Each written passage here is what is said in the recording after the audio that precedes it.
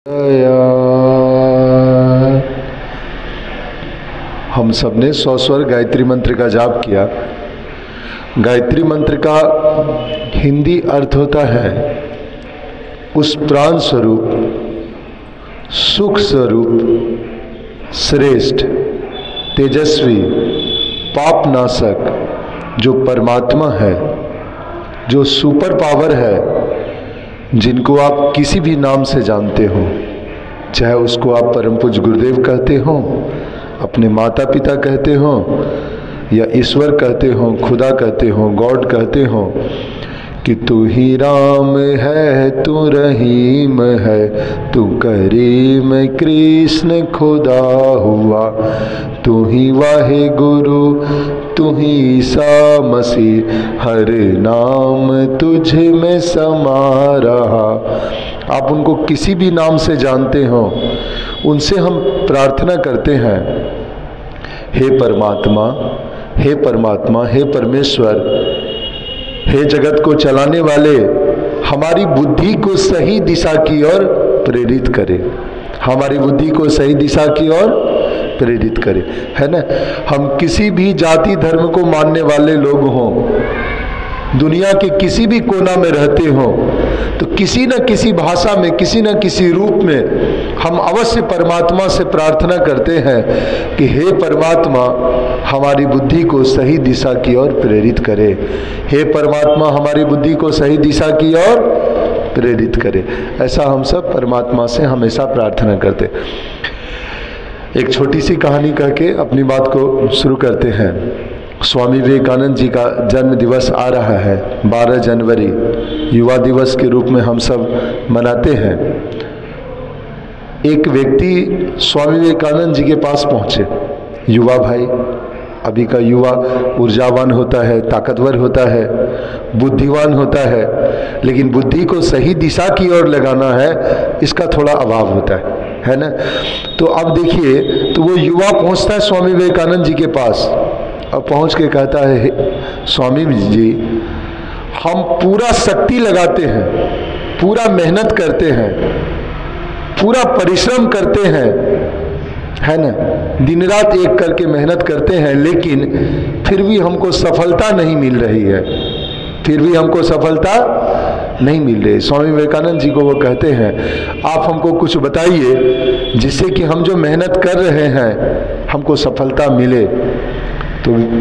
तो स्वामी जी कहते हैं, ठीक है, इस प्रश्न का हम उत्तर आपको बताएंगे।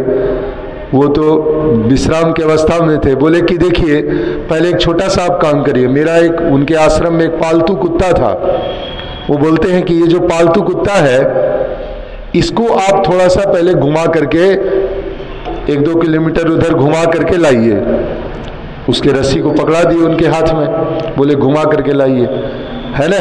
अब वो घुमाने के लिए चला गया, 1-2 किलोमीटर पूरा वो गया, पूरा सीधा रास्ता आया और गया, है कि नहीं है। कुत्ता को वो घुमा करके लाया वो आदमी। अब जब वो आदमी आता है तो अब सोचिए, तो स्वामी जी के पास आया, वो कहता है कि हम इनको लेते आए, अब हमारे प्रश्न का आप उत्तर दीजिए, समाधान करिए मेरा। तो वो देखते हैं कि वो जो कुत्ता है वो काफ़ी हाँफ रहा है, कुत्ता काफ़ी हाँफ रहा है। कुत्ता घूम के आया तो वो काफ़ी हाँफ रहा है, पूरा परेशान है, हाँफ रहा है। और वो जो आदमी जो घूम के आया वो एकदम नॉर्मल है। तो वो कहते हैं कि आप जो हैं, आप बिल्कुल थके हुए नहीं लग रहे हैं, आप घूम के आए हैं, लेकिन ये कुत्ता जो है पूरा हाँफ रहा है, पूरा थका हुआ लगता है, पूरा परेशान है, आखिर क्या कारण है इसका।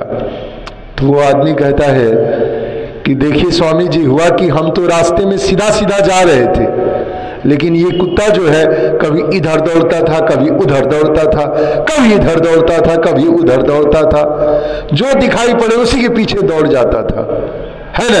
बड़ा मुश्किल से हम इसको लाए हैं, है ना। तो कभी इसका ध्यान एकाग्र नहीं रहा, कभी इधर दौड़े, कभी उधर दौड़े ये कुत्ता, है कि नहीं है। और हम तो चूंकि सीधा रास्ता चले और आए, इसलिए हम एकदम नॉर्मल है, हमको थकावट नहीं है, लेकिन ये तो पूरा परेशान है। तो स्वामी जी बोलते हैं, यही आपके प्रश्न का उत्तर है, यही आपके प्रश्न का उत्तर है। कि जब आप जीवन में जिस लक्ष्य को लेकर चलते हैं तो उस लक्ष्य को लेकर ही चलना चाहिए।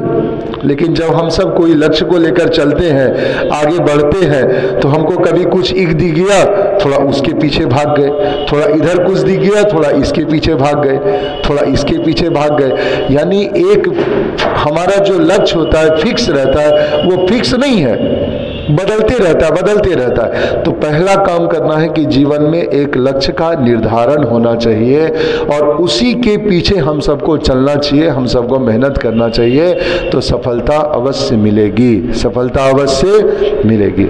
ठीक है, अब एक छोटी सी कहानी से अपनी बात को रखते हैं, क्योंकि हमारे युवा भाई कहानी से बातों को समझ जाते हैं और हम सबका सौभाग्य, हम सबके बीच आदरणीय मनोज भैया भी हैं, आदरणीय राजेश भैया भी हैं, जो बहुत ही विद्वान हैं, बहुत ही ज्ञानी हैं। आप सबको अभी इतना सुंदर बात बताए और हम सब उनकी बातों को सुन करके ही आगे बढ़ते हैं।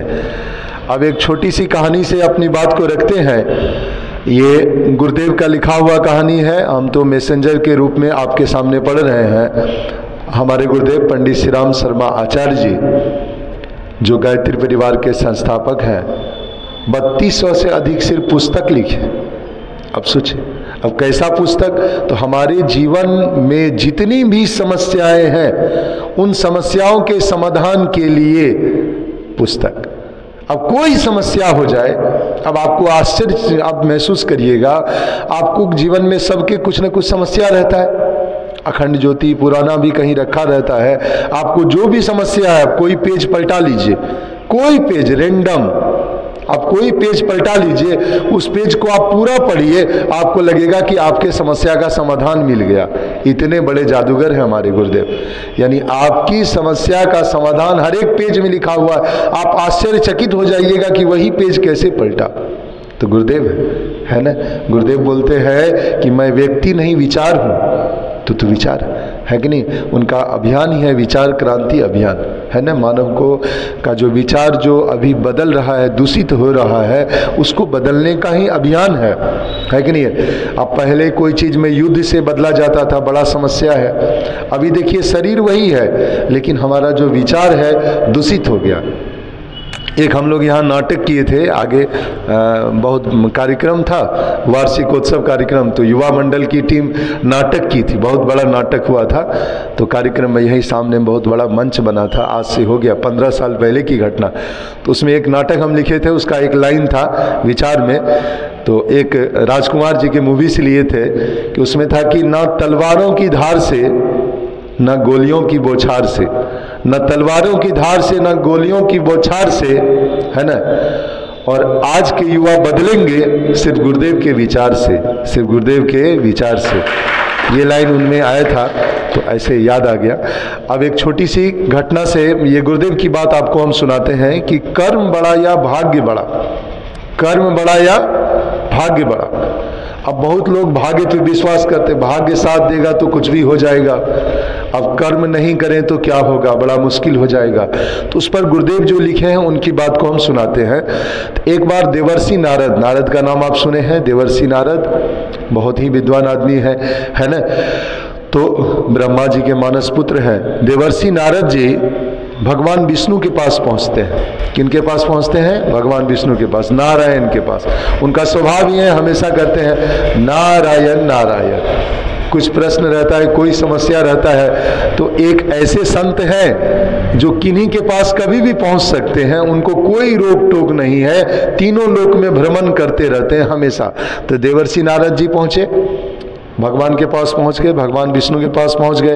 अब पहुंच के कहते हैं कि भगवान आपका प्रभाव जो है संसार में अब बड़ा कम हो रहा है, आपका प्रभाव संसार में बहुत कम हो रहा है ना।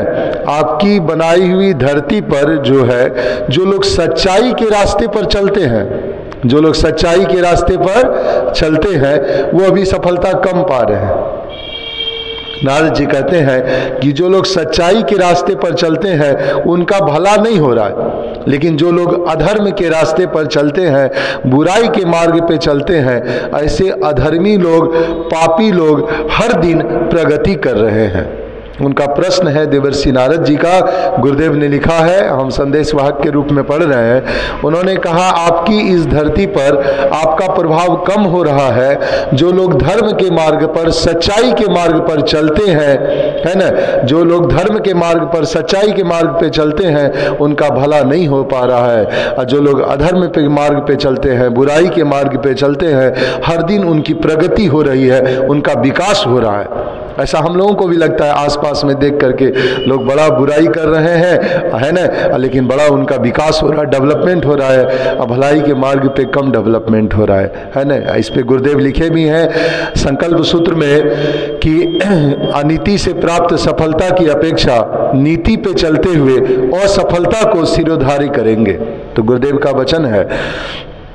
तो गुरुदेव ने देवर्षि नारद पे आते हैं। अब देवर्षि नारद जी ने कहा कि अच्छाई के मार्ग पे चलने वाले लोग, अच्छे कर्म करने वाले लोग, शुभ कर्म करने वाले लोग दुख और कष्टों से भरा जीवन प्राप्त कर रहे हैं। दुख और कष्टों से भरा जीवन प्राप्त कर रहे हैं। देवर्षि नारद जी ने कहा, भगवान नारायण को और बुराई के मार्ग पर चलने वाले लोग बड़ा खुशी हैं, बड़ा आनंदित हैं, बड़ा सुंदर ढंग से रह रहे हैं, है ना। तो भगवान बोले, ठीक है, आपकी बात हम समझ गए। अब कोई ऐसी घटना बताइए जिससे यह सिद्ध हो सके कि आप जो बोल रहे हैं वो एकदम सही है ना। तो बोले, ठीक है, एक घटना वो बताते हैं। उनकी घटना सुनिएगा। बोले, आज सवेरे की घटना है, चूंकि वो तीनों लोक में भ्रमण करते रहते हैं। आज सवेरे की घटना है कि एक वन से हम जा रहे थे। वन माने जंगल से हम जा रहे थे। उस जंगल में एक गाय थी जो दलदल में फंस गई थी। गाय माता जो दलदल में फंस गई थी। अब गाय माता जब दलदल में फंस गई थी तो अब आदमी का स्वभाव होना चाहिए उसको उस दलदल से निकाले। दलदल मैंने कीचड़, उस कीचड़ से निकाले, आदमी का स्वभाव होना चाहिए। लेकिन एक आदमी आया, है कि नहीं, वो आदमी था लेकिन चोर था, स्वभाव का था, लग रहा था। वो आदमी आया, आने के बाद वो क्या किया, गाय माता जो दलदल में फंसी हुई थी, अब उसको भी दलदल पार करना था। वो गाय माता के शरीर पर पैर दिया, जंप किया, उनके शरीर पर पैर दिया, पैर उनको मार करके फिर वो उछल करके दलदल पार के चला गया। अब उसका कर्तव्य क्या होना चाहिए, गाय माता को बचाना चाहिए, लेकिन बचाया नहीं। उन्होंने और गाय माता के ऊपर पैर मारा, पैर मार करके वो जंप करके उस पार चला गया। उससे क्या हुआ, उसके फलस्वरूप गौ माता और दलदल में फंस गई, और ज्यादा दलदल में धंस गई। पैर से मारा गया तो दलदल में धंस गई। और वो आदमी जब पार करके जाता है, तो जब वो उस पार जाता है तो थोड़ी देर जाने के बाद उस आदमी को एक सोने से भरा हुआ थैला मिला। अब सोचिए, सैन्य सोना से भरा हुआ एक झोला मिल गया जिसमें सोना चांदी से आभूषण भरा हुआ था। एक आदमी ने गलत कर्म किया, गौ माता को बचाना चाहिए, नहीं बचाया, ऊपर से पैर मार के और उनको धंसा दिया दलदल में। लेकिन बेचारा अब आगे गया तो उसको और लाभ ही हुआ। क्या लाभ हुआ, उसको एक थैला मिला जिसमें सोना चांदी भरा हुआ था। बोले, अच्छा ठीक है, ये तो चलिए बुरा किया तो अच्छा मिल गया। अब दूसरा, बोले दूसरी घटना, उसके थोड़ी देर बाद, मैं वहीं पे था वन में, थोड़ी देर बाद एक साधु थे, एक ब्राह्मण थे, वो जा रहे थे। उन्होंने, अब जैसे उस ब्राह्मण ने देखा कि वो साधु है, वो साधु वो जो गाय माता है दलदल में फंसी हुई है, वो परेशान हो गया। और वो भी दलदल में घुस करके किसी तरह से पूरा परिश्रम से, पूरी शक्ति लगा करके, पूरा ताकत लगा करके रस्सी से घींच घींच घींच घींच कर उस गौ माता को उन्होंने दलदल से बाहर निकाला, जिसमें वो भी पूरा कीचड़ उसके शरीर में लग गया। उन्होंने अपने जान को जोखिम में डालकर गौ माता को बाहर निकाला। अब जब वो गौ माता को बाहर निकाल दिए तो गौ माता उस दलदल से बाहर निकल गई। तो उन्होंने पुण्य कर्म किया। उसके बाद वो आदमी जाता है। जब वो जाता है थोड़ी देर बाद, तो देखिए ऐसा हो गया कि वन में एक बहुत बड़ा कुआं था। कुआं था, जंगल होने के कारण उनको कुआं नहीं दिखाई पड़ा। वो साधु उसी कुआं में गिर गए। वो साधु उसी कुआं में गिर गए, घायल हो गए। गिर गए तो घायल हो गए बेचारे, साधु गिर गए, इसमें गिर गए, है कि नहीं। तो बीच बड़ा मुश्किल से फिर भी वो कुआं से निकले। तो बताइए, उन्होंने अच्छा काम किया, अच्छा कर्म किया, लेकिन फल उनको बुरा मिला, फल इनको बुरा मिला। ऐसा क्यों हो रहा है? ऐसा क्यों हो रहा है आपकी बनाई धरती पर, ऐसा क्यों हो रहा है कि नहीं है? ये बात आप सुन लिए। अब हम आपको सुनाते भगवान ने क्या कहा, भगवान की बात क्या है उनका सुनिएगा। भगवान ने कहा, भगवान पहले थोड़ा मुस्कुराए, भगवान थोड़ा मुस्कुराए। भगवान उसी का नाम है। भगवान हर एक परिस्थिति में मुस्कुराते हैं, हर एक परिस्थिति में युवा दिखते हैं, कि नहीं है? इसलिए आप सबके अंदर भगवान का वास है। आप सबके अंदर, जब तक आप युवा हैं तब तक आप भगवान का वास है। युवा कब तक है? जब तक आपके अंदर कुछ अच्छा करने का मनोबल है, तब तक युवा है ना।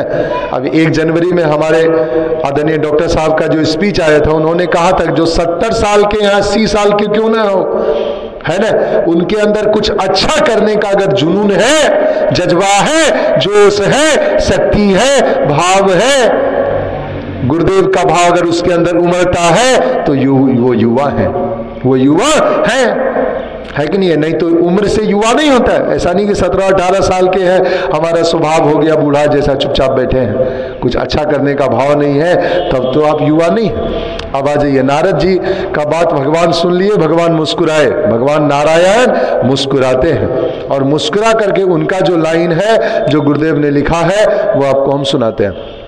भगवान ने कहा कि साधु के, पहले सुनिएगा कि उन्होंने कहा कि भगवान बोले कि चोर के द्वारा पूर्व में किए गए कर्मों के कारण, चोर के द्वारा, वो जो आदमी जो उस पर छलांग मार के चला गया था, जिसका चोर वाला स्वभाव था, उन्होंने कहा कि उनके पूर्व जन्मों का जो कर्म था, उनके पूर्व जन्मों का जो कर्म था, उस कर्म के कारण उसके भाग्य में सोने से बना हुआ महल था, उसके भाग्य में सोने से बना हुआ महल था, है ना, बल्कि पूरा महल था, पर उसने गाय के साथ जो किया उसके कारण से उसके कर्म बिगड़ गए, और कर्म बिगड़ जाने के कारण उसका भाग्य भी बिगड़ गया। भाग्य बिगड़ जाने के कारण उसकी किस्मत में सोने से महल के बावजूद उसे सिर्फ एक सोना से भरा हुआ थैला मिला, उसको फिर एक सोने से भरा हुआ थैला मिला कर्म के कारण से, है ना। जबकि उस साधु के भाग्य में उस दिन बहुत बड़ी दुर्घटना लिखी हुई थी, साधु के भाग्य में उस दिन बहुत बड़ी दुर्घटना लिखी हुई थी, जिस दुर्घटना में उसके साथ कुछ भी हो सकता था, लेकिन उन्होंने अच्छा कर्म किया, उन्होंने अच्छा कर्म किया, जिसके फलस्वरूप वो सिर्फ कुआं में गिरे और उनको थोड़ा बहुत चोट लगा, है ना। तो इंसान जैसा कर्म करता है वैसा ही उनको फल मिलता है, जैसा कर्म करता है वैसा ही उनको फल मिलता है। बोलिए, जैसा ही कर्म करता है वैसा ही उनको फल मिलता है। ये कौन बोल रहे हैं? भगवान नारायण, भगवान नारायण। ठीक है, अब आप 1-2 बात सुन लीजिएगा, हमारे गुरुदेव की बात है, हम अपनी बात को विराम देंगे। हमारे बीच आदरणीय भाई साहब हैं, वो आपको बहुत सारी बातें बताएंगी, है ना। तो गुरुदेव ने लिखा है कि जहाँ पौरुष है, अब पुरुष है तो आपके अंदर पौरुष भी होना चाहिए, है ना। जहाँ पौरुष है, पुरुषार्थ है, दृढ़ इच्छा शक्ति है। जहाँ पौरुष है, पुरुषार्थ है, दृढ़ इच्छा शक्ति है, प्रचंड मनोबल है, प्रचंड मनोबल है, प्रचंड मनोबल है, आत्मबल है, वही विजय श्री है, वही विजय श्री है। आदमी चाह ले, प्रचंड मनोबल हो, आत्मबल हो, तो वही विजय होगी। बोलिए, वही विजय होगी। तो पहले प्रचंड आत्मबल होना चाहिए, मनोबल होना चाहिए, पुरुषार्थी होना चाहिए, प्रयास करना चाहिए। अब हम प्रयास नहीं करेंगे तो बड़ा हम कभी आगे बढ़ सकेंगे, जीत सकेंगे, है ना। इस पर ही गुरुदेव ने एक छोटी सी और कहानी लिखी थी, बस हम 1-2 मिनट में कह देंगे। थोड़ा सा आप हमको कहीं बस 2 मिनट में कह देते हैं, ज़्यादा समय इसी कहानी की। जी, अब भाई आदेश है तो उसमें गुरुदेव लिखे हैं कि गुरुदेव ने लिखा कि 2 राजा थे, 2 राजा थे। और 2 राजा का जो सीमा था, बीच में जो बाउंड्री होता है दोनों राज्य के बीच से, वहाँ से एक नदी बहती थी, नदी बहती थी, ठीक है। अब नदी बहती थी। अब एक वहाँ एक साधु थे एक बहुत ही ज्ञानी साधु थे। उस साधु का दोनों राजा शिष्य था, लेकिन बीच से जो नदी बहती थी उस कारण से दोनों राजा में कभी कभी लड़ाई हो जाता था, नदी के पानी के लेकर के। बीच से नदी बहती थी, है ना। तो ऐसा हो गया कि लेकिन साधु के कारण से वो समझा बुझा देते थे, तो फिर लड़ाई नहीं होती थी। अब एक बार ऐसा हो गया कि नहीं, अब लड़ाई होके ही रहेगी, ऐसा समस्या घिर गया। अब लड़ाई होके रही, दोनों तैयार लड़ाई करने के लिए। अब पहला राजा गया साधु के पास आशीर्वाद प्राप्त करने के लिए, गया। और वो जब आशीर्वाद प्राप्त करने के लिए जाता है तो वो कहता है कि आप गुरुजी हमको आशीर्वाद दीजिए कि हम युद्ध में विजय हो जाए, ऐसा आप हमको आशीर्वाद दीजिए। बोले ठीक है। सब चीज़ उनका हाथ देखे, काल चक्र देखे, सब कुछ देखने के बाद कहे देखो बेटा तुम तो युद्ध में विजय नहीं होगा, नहीं हो पाएगा, है ना। सारा तुम्हारे विपरीत बहुत सारी चीजें हैं, है ना। तो उससे अच्छा है तुम युद्ध ना ही लड़ो, समस्या का समाधान कर दो, है ना। बोले नहीं हम तो युद्ध तो लड़वे करेंगे, है ना, युद्ध तो लड़ेंगे ही। बोले लेकिन युद्ध तो नहीं जीत पाओगे। तो वो राजा घर चला गया। घर जाने के बाद उनके दिमाग में था, हमने गुरुजी ने कहा युद्ध नहीं जीत पाएंगे, तो वो पूरा ताकत लगा दिया एकदम, अपना बहुत सारे सेना को बढ़ाने में, शक्ति को बढ़ाने में बहुत ताकत लगा दिया। उसके बाद उनका दूसरा शिष्य आया, वो शिष्य भी आता है उनके पास प्रणाम करने के लिए, हमको आशीर्वाद दीजिए कि हम युद्ध में जीत जाए। तो उन्होंने हाथ देखा, कहा युद्ध में तो तुम्हारा विजय श्री लिखा हुआ है, तो चांस है कि तुम ही जीत जाओ, युद्ध में विजय श्री तो तुम्हारा लिखा हुआ है। वो राजा तो खुश हो गया, चलो भाई हम तो विजय श्री लिखा हुआ है, अब तो कोई दिक्कत थोड़ा है। वो अपना घर गया, एकदम आराम से मौज मस्ती में रहा। युद्ध से पहले तक कोई तैयारी ज्यादा वो किया नहीं, कुछ भी तैयारी नहीं किया ज्यादा युद्ध का। उन्होंने सोचा जीत तो है ही मेरा, जीत तो तय है। दूसरा राजा जिसका हार तय था, उन्होंने अपना पूरा दम लगा दिया, ताकत लगा दिया सेना को बढ़ाने में, शक्ति को बढ़ाने में, हथियार को बढ़ाने में। अब युद्ध हुआ। संजोग से गुरुजी ने जिनको कहा था कि तुम हार जाओगे वही जीत गया। जो विजय श्री जिनको कहा था कि तुम्हारा जीतने का पूरा संभावना है, वो हार गया। अब वो जो हार गया तो दोनों फिर पहुंचा रहा है गुरुजी के पास। गुरुजी ऐसा कैसे हो गया? तो उन्होंने कहा कि देखिए हमने तो कहा कि तुम जीत जाओगे, लेकिन जब कहा कि जीत जाओगे उसके बाद तुमने घर जाके क्या किया, कैसा कर्म किया? घर जाके तुमने पूरा आराम किया, युद्ध से पहले पूर्व तुमने कोई तैयारी नहीं की, कोई सुकर्म नहीं किया, तो तुम कैसे जीतते? लेकिन उसको मालूम था तुम हार जाओगे, फिर भी उन्होंने दम लगा दिया, ताकत लगा दिया, शक्ति लगा दिया, तब वो जीता। इसका मतलब है कि आप जैसा कर्म हम करेंगे वैसा ही हमको फल मिलेगा, जैसा कर्म करेंगे वैसा ही हमको फल मिलेगा। समझ गए? अथर्ववेद में लिखा हुआ है, कीर्तन में दक्षिणे हस्ते जयो में सव्य अहितः, अर्थात कर्म मेरे दाएं हाथ में है तो जय मेरे बाएं हाथ में है। कर्म मेरे दाएं हाथ में है तो जय मेरे बाएं हाथ में है। अगर हम दायां हाथ से कर्म करते हैं तो बायां हाथ से हमको जय जयकार मिलेगा, जय जयकार मिलेगा, है ना। अब एक लाइन सुनिएगा, उन्होंने कहा कि कर्म प्रधान विश्व करी राखा। गुरुदेव लिखे हैं कि कर्म प्रधान विश्व करी राखा, जो जस करई सो तस फलु चाखा। फिर से बोलते हैं, कर्म प्रधान विश्व करी राखा, जो जस करई सो तस फलु चाखा। सकल पदार्थ है जग माही, कर्महीन नर पावत नाही, कर्महीन नन पावत नाही, है ना। इस लाइन को गुरुदेव फिर लिखे, इस पर गुरुदेव ने स्पष्ट किया है कि मनुष्य जैसा सोचता है वह वैसा ही करता है और वह वैसा ही बन जाता है। कर्म और भाग्य एक दूसरे के विरोधी नहीं बल्कि एक दूसरे के पूरक हैं। भाग्य कुछ और नहीं बल्कि कर्मों की ही अभिव्यक्ति है। गुरुदेव ने कहा, हमारे गुरुदेव पंडित श्री राम शर्मा आचार्य जी ने कहा, युग ऋषि ने कहा, वेद मूर्ति ने कहा कि कर्म और भाग्य एक दूसरे के विरोधी नहीं बल्कि पूरक है। भाग्य कुछ और नहीं बल्कि कर्मों की ही अभिव्यक्ति है। यदि कर्म श्रेष्ठ है तो भाग्य श्रेष्ठ होगा, यदि कर्म निकृष्ट है तो भाग्य भी वैसा ही होगा। और निसंदेह मनुष्य अपने भाग्य का निर्माता आप है। निसंदेह मनुष्य अपने भाग्य का निर्माता आप है। वह स्वयं को जैसा चाहे वैसा बना सकता है। राष्ट्र कवि रामधारी सिंह दिनकर, उसकी कविताएं बहुत सारा आप पढ़ते हैं। एक लाइन उनका हम आपको सुनाते हैं कि मानव जब जोर लगाता है, मानव जब जोर लगाता है पत्थर पानी बन जाता है।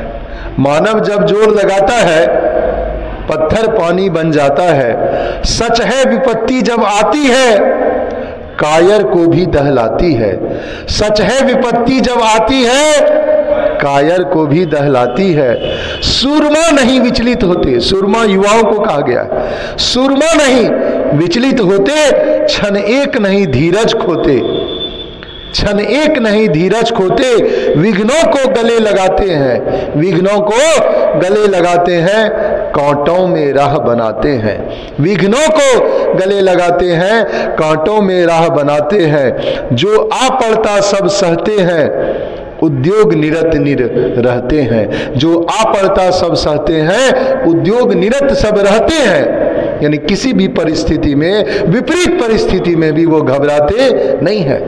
आज के युवा, कोई युवा अब सुनते हैं कोटा चले गए, बाहर कहीं चले गए, अब पढ़ाई के लिए भी गए, अब पढ़ाई में कोई बाधा आई, विघ्न आई, कठिन परिश्रम आया, कुछ लोग आत्महत्या तक कर लेते हैं युवा। अब सोचिए, इसका मतलब भाई आत्महत्या कर रहे हैं तो इसका मतलब है कि आप संघर्ष नहीं कर पा रहे हैं। अब बताइए, आप कोई भी मूवी अगर हिट करती है, आप उसका बढ़िया से देखिए तो उसमें सबसे ज्यादा संघर्ष हीरो के जीवन में होता है। ऐसा कोई मूवी देखे हैं क्या? हीरो बहुत अमीर है ना, वो जो चाहा तुरंत मिल गया, गाड़ी तुरंत मिल गया, सब कुछ तुरंत मिल गया, जिससे शादी करना है आराम से शादी हो गया। कभी देखे हैं क्या? वो सुपर हिट होगा कभी क्या? हीरो का मतलब जिसके जीवन में पूरा संघर्ष होगा, जिसको बहुत चीजों की तकलीफ होगी, और उस सब संघर्ष से लड़ते लड़ते लड़ते लड़ते जब एंड होता है तो देखिए हैप्पी एंडिंग होगा, मुस्कुराते हुए एंडिंग होगा।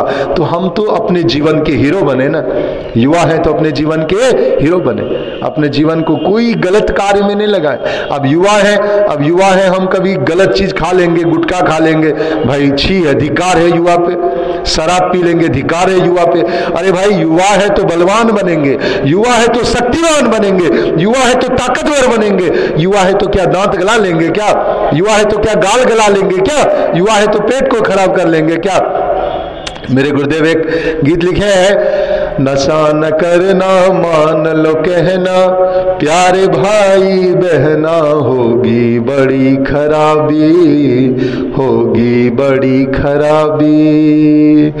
नशा न करना मान लो कहना, प्यारे भाई बहना होगी बड़ी खराबी, होगी बड़ी खराबी। फिर बोलते हैं, गुटखा जो खाओगे तुम कीड़े पड़ेंगे गोरे गाल में।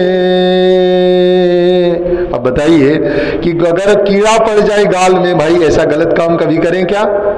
खाना है तो सेब खाएंगे, खाना है तो आंवला खाएंगे, आंवला भी मिलता है, आंवला खाइए, देखिए पेट का सभी बीमारी खत्म, सभी तरह का चीज खत्म। सेब खाइए, आंवला खाइए, काजू खाइए, किशमिश खाइए, है कि नहीं है? हम तो चाय भी नहीं पीते हैं। अब हम क्या करते हैं, कहीं का बहुत जगह जाते हैं ना, अब बहुत लोग बोलते हैं कि चाय पी लीजिए। हम बोले ठीक है, आपका बात मानेंगे, चाय के बजाय एक गिलास दूध दे दीजिए। एक गिलास दूध पी लेते हैं भाई, उसमें क्या दिक्कत है? हम हैं, अच्छे चीज खा लेते हैं, है ना। एक आदमी बड़ा परेशान कर दिया हमको कुछ दिन पहले की घटना। एक सर, नहीं सर चाय तो पीना ही पड़ेगा। हम बोले छोड़ दीजिए चाय, तब उससे अच्छा 10-20 तो रसगुल्ले खिला दीजिए, आपको इतना मन है तो अच्छी चीज खिला दीजिए। तो अच्छा चीज खाएंगे, बलवान बनेंगे, शक्तिवान बनेंगे, ऊर्जावान बनेंगे। आपने यहाँ भी इतना कुछ सीखा, योग प्राणायाम सीखा कि नहीं सीखा? अब योग प्राणायाम से क्या होगा? आपकी शक्ति बढ़ेगी, मनोबल बढ़ेगा, सकारात्मकता आपके अंदर बढ़ेगी। अब अभी का युवा घबरा जाता है, घबरा जाता है, छोटी छोटी बातों पर घबरा जाता है। समय हो गया है, छोटी छोटी बातों पर कभी कभी घबरा जाता है। अब देखिए कितने युवा, एकदम नए नए युवा, अब सोचिए आत्महत्या कर लेते हैं, स्ट्रेस में रहते हैं, तनाव में रहते हैं। तो काहे भाई तनाव में रहेंगे है? भगवान ने जो 84 लाख योनि में मानव का शरीर मिला, ऐसे मिल गया होगा क्या? कितना मुश्किल से मिला, बड़े भाग्य से ये मनुष्य तन मिला है। बहुत कई जन्मों का अगर आपका पुण्य फलित होगा तब जाके ई मानव का काया मिला, ये शरीर मिला, है ना? समझ गए? इस शरीर ऐसा चीज आपको मिल गया, ये साधारण चीज नहीं मिला। सोचिए, आप किसी भी देवी देवता को देखिए, कैसा लगता है? आपके जैसा लगता है कि नहीं लगता है? कभी देखें क्या? आपके जैसा लगता है। क्यों आपके जैसा लगता है? क्योंकि जो गुण उनके अंदर है वो गुण भी हमारे अंदर है, वो गुण भी हमारे अंदर है। अगर हम चाहेंगे तो नर से नारायण, मानव से महामानव, है ना, नारी से देवी बन सकते हैं। बनने का भाव है, बन सकते हैं अगर हमारे अंदर वैसी शक्ति विकसित हो गई। जैसे अभी आपने योग किया, प्राणायाम किया, ध्यान किया, गायत्री मंत्र का निरंतर जप करेंगे, ध्यान करेंगे तो हमारे अंदर भी वो शक्ति जागृत हो जाएगी। हमारे गुरुदेव बोलते हैं, हम तो संदेशवाहक हैं, जो बात अच्छा है वो गुरुदेव का, जो खराब है वो मेरा है। तो गुरुदेव बोलते हैं कि हमसे जुड़े हुए जितने भी युवा भाई बहन हैं हमारे देश के, वो हनुमान से कम नहीं है, हनुमान से कम नहीं है। अब सोचिए, हनुमान से कम नहीं है, गुरुदेव बोलते। अब सोचिए कैसे आपका मैंने शक्ति का हमारा आकलन हो रहा है। बोलते हनुमान से कम नहीं, मैंने ग्रेटर और equal to Hanuman ji, greater और इक्वल टू हनुमान जी, कम से कम हनुमान जी है। हनुमान जी के पास ऐसी शक्ति थी कि उस सूर्य भगवान को ही निकल गए। बताइए, सेम समझ करके, ऐसी शक्ति थी। अब सोचिए कितने शक्तिवान आप हैं। हाँ, लेकिन क्या अंतर है? तो भाई जब इतने शक्तिवान हैं तो अंतर कहाँ है? शक्ति दिख कहाँ रहा है? तो शक्ति क्या अंतर है? तो हनुमान जी के पास इतनी शक्ति थी, लेकिन आपको मालूम है जब शक्ति का जब बच्चा थे तो वो कभी, अब सूर्य जब वो निकल गए तो बोला बड़ा समस्या हो जाएगा, है ना, तो धरती चलना मुश्किल हो जाएगा, इतनी शक्ति है। तो बोले शक्ति तो आपके पास रहेगी, लेकिन आप शक्ति को भूल जाइएगा कि आपके अंदर शक्ति है। आप शक्ति को भूल जाइएगा, आपके अंदर शक्ति है। तो हनुमान जी क्या करते थे? उसके बाद देखिए, है, सुग्रीव के साथ रहते थे, उनके यहाँ बॉडीगार्ड का काम करते थे, उनका फल का जो बागान था उनको जोगने का काम करते थे, है ना। इतने शक्तिशाली। यानी एक जगह पढ़े थे कि जब भगवान राम और लक्ष्मण जा रहे थे उस तरह से, यानी वो भेष में थे, क्षत्रिय के भेष में थे, उस तरह से धनुष्मान लेकर जा रहे थे। तो हनुमान जी जब उनको देखे तो डर भी गए, और उसके बाद उन्होंने ब्राह्मण का भेष धारण किया, उसके बाद उनके सामने गए। अब सोचिए, इतने शक्तिशाली लोग, क्यों? कारण क्या था? उनको मालूम ही नहीं था कि हम इतने शक्तिशाली थे, इतने। अब उनको कब मालूम चला? तो जब लंका जाना था, समुद्र को लांघना था, तो समुद्र को लांघना था, सब लोग, सभी नल नील अंगद सभी समुद्र के इस ओर जब बैठे हुए थे, उतने बड़े बड़े महापुरुष बैठे हुए थे, तो पूछ रहे थे कि भाई कौन इसको इस पार से उस पार जाके पता कर सकता है। तो कुछ लोग कहे कि हम तो 100 मील तक चले जाएंगे, 25 मील तक चले जाएंगे, 15 मील तक छलांग लगा सकते हैं, लेकिन यहां से वहां तक छलांग लगाने वाला कोई शक्तिशाली नहीं मिल पाया। तब जामवंत जी जाके कहते हैं हनुमान जी को, क्या कहते हैं हनुमान जी को? का चुप साधे रहा बलवाना, का चुप साधे रहा बलवाना। ए बलवान, तुम चुपचाप बैठे हो, दुबक के बैठे हो पीछे, कुछ नहीं बोल रहे हो, तुम कर सकते हो, यू कैन डू इट, तुम कर सकते हो, तुम्हारे अंदर पावर है, शक्ति है, शक्ति को पहचानो। उनको झकझोरते हैं, जगाते हैं, भाई तुम्हारे अंदर शक्ति है। कभी कभी जब आपको भी झकझोरा जाता है, आई नींद से उठते हैं, ऐसा लगता है कि हमारे अंदर शक्ति है, हम ऐसा कर सकते हैं। पहले लगता हम नहीं कर सकते, लेकिन आपको जब झकझोर आ जाता है, जगाया जाता है, आपके अंदर के पावर को जगाया जाता है, तब आप उस काम को कर पाते हैं, है कि नहीं है। तो उनको झकझोरा गया, उनको कहा गया कि भाई ये बलवान, तुम काहे चुपचाप बैठे हो, तुम तो कुछ भी कर सकते हो, तुम तो जा सकते हो। बोले हम जा सकते हैं? बोले हाँ जा सकते हो। बोले नहीं नहीं नहीं, हमको भी नहीं जा पाएंगे। बोले जा सकते हो। उनको झकझोरा गया। उसके बाद उनको जाने के लिए जब प्रेरित किया गया, तो भगवान राम का जब वो नाम लेकर के छलांग लगाते हैं, तो आपको मालूम होगा कि वो छलांग कहीं बीच में रुकता नहीं है, एक ही बार में यहाँ से वहाँ तक पहुँच गए। बीच में जो विघ्न आई, बाधाएं आई, सभी बाधाओं को चीरते हुए आराम से पहुँच गए। इसीलिए हमारे गुरुदेव बोलते हैं कि जितना भी हमारा देश का युवा है वो हनुमान से कम नहीं है, लेकिन क्या है, उनको उनके शक्ति का भान नहीं है। अब हम कहेंगे भाई तुम IAS बन सकते हो, मन में होगा नहीं नहीं हम तो नहीं बन पाएंगे। वहीं पे हम हार गए, वहीं पे हम हार गए। अरे भाई बन सकते हो तो क्यों नहीं बन सकते? एक क्वेश्चन होना चाहिए, क्यों नहीं बन सकते हैं? क्यों नहीं बन सकते? भाई बन सकते हैं। उसके लिए हम श्रम करेंगे, उसके लिए कर्म करेंगे, कर्म करेंगे तो फल मिलेगा। अभी तुरंत रामधारी सिंह दिनकर जी ने कहा कि मानव जब जोर लगाता है पत्थर पानी बन जाता है, पत्थर पानी बन जाता है। एक जगह गुरुदेव का छोटा सा लाइन पढ़ रहे थे, अपनी बात को विराम कर देंगे। एक छोटा सा लाइन पढ़े थे, गुरुदेव का लिखा हुआ है कि आप देखे होंगे पत्थर आपने देखा कितना मजबूत होता है। अब पत्थर कितना मजबूत होता है, पत्थर पे एक गिलास पानी हरा दीजिए कुछ होगा, एक बाल्टी पानी हरा दीजिए कुछ होगा क्या? पत्थर का कुछ नहीं बिगड़ेगा, बिगड़ेगा। लेकिन गुरुदेव ने लिखा कि एक आप मान लीजिए नल है, वहां पे आप नल बड़ा सा लगा दीजिए ऊपर, ठीक है, नल आप नल को खोलिए, ऐसा खोलिए कि 5-5 मिनट पे एक बूंद पानी गिरे। कभी कभी नल पूरा बंद कर दीजिएगा फिर भी एक एक बूंद पानी गिरेगा, आपने देखा है। अब आप उस नल का पानी जहां गिरता उसके नीचे बड़ा सा मजबूत पत्थर लाके रख दीजिए पत्थर लाके, आप उसको छोड़ दीजिए। आप उस पत्थर को फिर देखने आइए 3-4 महीने बाद, आप देखिएगा जहां एक एक बूंद पानी भी गिरा था वहां आप देखिएगा बहुत बड़ा सा छेदा बन जाएगा। बनता है कि नहीं बनता है?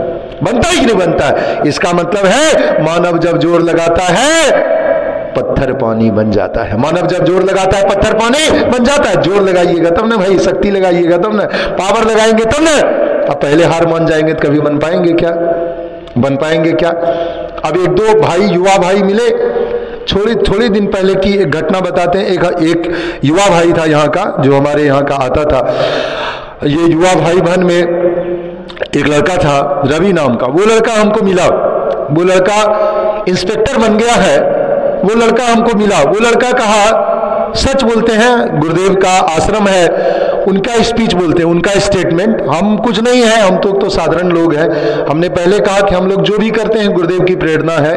तो उन्होंने कहा कि आपके कारण से हम यहाँ पे पुलिस पदाधिकारी बन गए। हमने बोला भाई हमारा कारण क्या, तुम्हारा पुरुषार्थ है, तुम्हारा कर्म है, तुम्हारा श्रम है। तो उन्होंने कहा नहीं, हमारा क्या आदत हो गया था। उन्होंने कहा मेरा आदत हो गया था, हम बहुत ज्यादा सिगरेट पीने लगे थे, हम बहुत ज्यादा नशा करने लगे थे। सच बोलते हैं गुरुदेव की बात। उन्होंने कहा, राजेश भैया जी, उन बच्चे ने कहा कि हम बहुत ज्यादा नशा करने लगे थे, बहुत सिगरेट पीने लगे थे, पढ़ाई से मेरा मन पूरा हट गया था। लेकिन आप ऐसा बोले कि गायत्री मंदिर चलिए, गायत्री मंदिर चलिए। और ये युवाओं का कार्यक्रम में, तभी युवाओं का कंटिन्यू कार्यक्रम होता था, रविवार को चलिए। हम रविवार को कार्यक्रम में आने लगे, कार्यक्रम में आने लगे। आने के बाद हम जब वहां बैठने लगे तो पहला चीज क्या हुआ, मेरे अंदर से नशा हट गया। वो नशा से ऐसा हो गया था नशा मेरा कि मेरा माँ बाप हमको पैसा देना बंद कर दिया था कि ये तो पढ़ेगा लिखेगा नहीं, पैसा देना बंद कर दिया था। वो पैसा हमको नहीं देने लगा। क्यों भाई, क्यों नहीं देने लगा? कि ये लड़का तो अब बर्बाद हो गया, नहीं पढ़ेगा, पैसा दे के क्या करेंगे, हमको देना बंद कर दिया। इतना हम नशा करने लगे थे। लेकिन हम जब गायत्री मंदिर आने लगे युवाओं का, तो पहला काम तो हमने नशा को छोड़ दिया। और जब नशा को हमने छोड़ा, धीरे धीरे नशा ऑटोमेटिक छूट गया। हम बोले काय छूट गया भाई, गायत्री मंत्र का जाप करने लगे और रविवार को आने लगे, नशा मेरा छूट गया। जैसे नशा छूटा, पैसा भी गार्जियन नहीं दे रहा था, तो हम स्वयं से थोड़ा बहुत ट्यूशन पढ़ाने लगे और पैसा अर्जित करने लगे। उसके बाद देखिए हम क्या किए, पढ़ाई किए और पढ़ाई करने के बाद हम परीक्षा को पास किए और आज हम ऑफिसर बने हैं। तो आज अगर हम ऑफिसर बने हैं तो पूर्णिया गायत्री परिवार युवा मंडल की देन है, पूर्णिया गायत्री परिवार युवा मंडल की देन है। अब थोड़े दिन बाद वो छुट्टी में आएगा, उसको हम आप बुलाएंगे, यहाँ पे आप सबसे भेंट कराएंगे। वो इतना बढ़िया योग करता है, इतना बढ़िया योग करता है जिसका जवाब नहीं है। अब बताइए, तो युवा मंडल की देन। तो युवा मंडल क्या करता है? छानता है और आपके अंदर से जो आपका गुण है, आपका शक्ति है, आपका पावर है, आपको बताता है ये पावर आपके अंदर है, ये पावर आपके अंदर है। समझ गए बात को? ठीक है। ये ताली उस भाई के लिए बजा दीजिए जो भाई ऑफिसर बना, है कि नहीं है? हमको बहुत अच्छा लगा ये बात सुन करके। उन्होंने जब ये लाइन कहा तो बहुत लाजवाब लगा, है ना। एक आदमी ना एक मूर्ति बनाता है। क्या बनाता है? पत्थर से मूर्ति बनाता है, पत्थर से मूर्ति बनाता है। ये लाइन को सिर्फ सुन लीजिएगा, आखिरी लाइन, इसके बाद बोलेंगे नहीं। तो हम बोले थे कि प्रार्थना किए थे कि आप पहले कह दीजिए, हमको लास्ट में दीजिएगा। तो वो पत्थर से मूर्ति बनाता है, पत्थर से बड़ा सुंदर मूर्ति बनाता है। जब मूर्तिकार मूर्ति बना लेता है तो उनसे पूछा जाता है, आपने इतना सुंदर मूर्ति कैसे बनाया? उन्होंने कहा, हम मूर्ति नहीं बनाए, हम मूर्ति नहीं बनाए।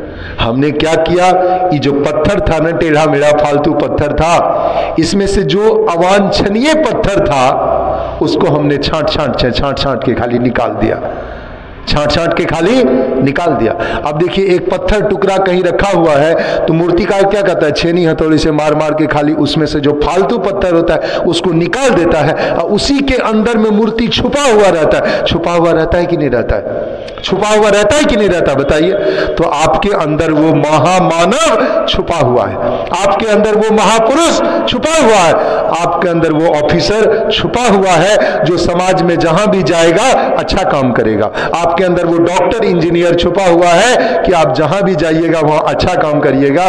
तो बस ये गायत्री परिवार क्या करेगी? छेनी हथौड़ी लेकर के आपके अंदर जो फालतू चीज है वो उसको छांट के निकाल करके प्योर बना देगी आपको, है ना। ऐसा गुरुदेव का आशीर्वाद रहेगा। बहुत बहुत धन्यवाद, बहुत बहुत शुभकामनाएं। गुरुदेव का एक लाइन बोल के अपनी बात को विराम करते हैं कि निज अंतर मन में झांको तुम, क्षमता अपनी आंको तुम। निज अंतर मन में झांको तुम, क्षमता अपनी आंको तुम। प्रतिभाओं को दो आकार, प्रतिभाओं को दो आकार। तुम में भी है शक्ति अपार, तुम में भी है शक्ति अपार। हमले कुछ संकल्प सुनहरा, हमले कुछ संकल्प सुनहरा। जग में फैले प्रेम बसेरा, जग में फैले प्रेम बसेरा। परिवर्तित कर दो संसार, परिवर्तित कर दो संसार। तुम में भी है शक्ति अपार, हम में भी है शक्ति अपार। बहुत बहुत धन्यवाद। राकेश जी से अनुरोध है, अगर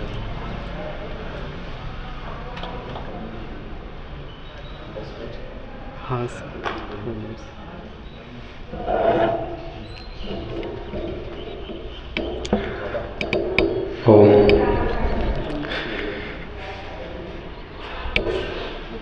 मैथ के टीचर अगर हम लोग को बचपन में ठीक से नहीं पढ़ाते थे तो मैथ जो है सवाल जो है बहुत कठिन लगता था, है ना।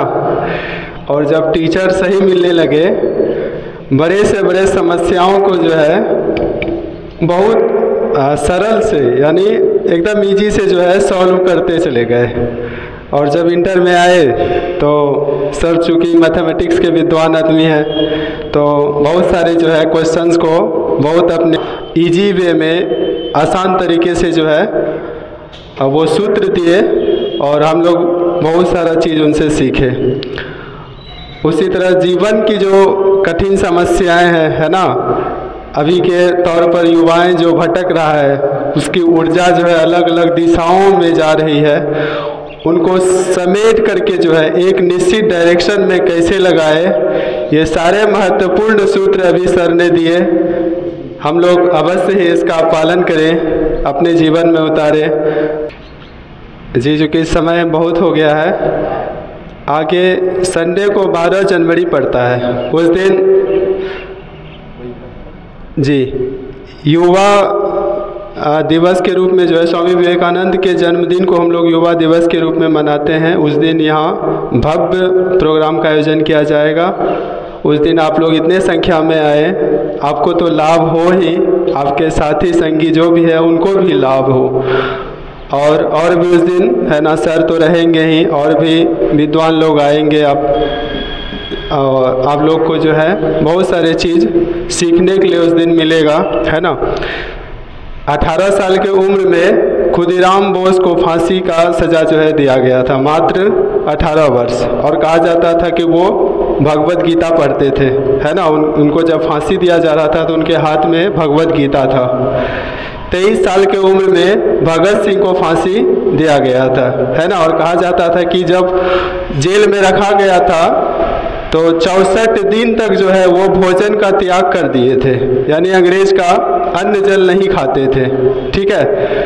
और उनके पास में जो है स्वामी विवेकानंद का एक फ़ोटो रखा रहता था हमेशा, और भगवत गीता का किताब जो है छोटा वाला भगवत गीता का किताब वो स्वाध्याय करते थे और आदर्श मानते थे स्वामी विवेकानंद को। के बारे में भी आप लोग पढ़े ही हैं, जाने ही हैं, है ना।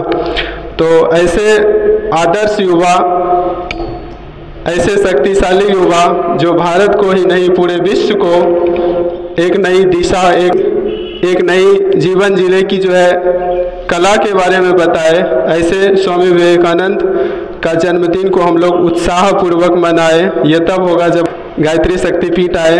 ये अब शक्तिपीठ तो है ही, है ना। गुरुदेव का ये तपस्थली है, गुरुदेव का ऊर्जा जो है निरंतर यहाँ से प्रवाह हो रही है, ठीक है। आप लोग जरूर आए। अब हम लोग शांति पाठ करते हैं। ओम द्योः शांति अंतरिक्षं शांति पृथ्वी शांतिरापः शांतिरौषधयः शांतिः वनस्पतयः शांतिर्विश्वे देवाः शांतिः ब्रह्म शांतिः सर्वं शांति शांतिरेव शांति सामा शांतिरेधि। ओम शांति शांति शांति सर्वारिष्टसु शांतिर्भवतु। आप लोग अपना कीमती समय दिए, आप लोग का बहुत बहुत धन्यवाद, है ना। प्रत्येक रविवार को इस तरह का कार्यशाला का आयोजन किया जाता है। आप निश्चित आए। परम पूज्य गुरुदेव परम वंदनीय माता का आशीर्वाद आप सब पर बने रहे। ओम शांति। प्रसाद के रूप में एक शब्द जी, अभी सर ने बताया ना कि जो है स्वाध्याय, तो स्वाध्याय के लिए सर के तरफ से कुछ पुस्तकें आप लोग को प्रसाद, हाँ, प्रसाद के रूप में दिया जा रहा है। इसको आप नियमित रूप से स्वाध्याय करें। आप लोग अपने जगह में बैठे रहें। जी देखिए, अच्छा आप लोग जो आए, आप लोगों को कुछ लाभ मिलन, कुछ सीखने के लिए मिला, ठीक है। आप सबसे एक रिक्वेस्ट खाली करना है। पहला रिक्वेस्ट, पहले तो हर संडे को कार्यक्रम होता है, यथासंभव अब हर संडे को हम भी रहेंगे यहाँ पे, ठीक है। अब आपसे एक रिक्वेस्ट सिर्फ ये है कि पहला रिक्वेस्ट कि अगला संडे को 12 जनवरी है, युवा दिवस है, स्वामी विवेकानंद जी का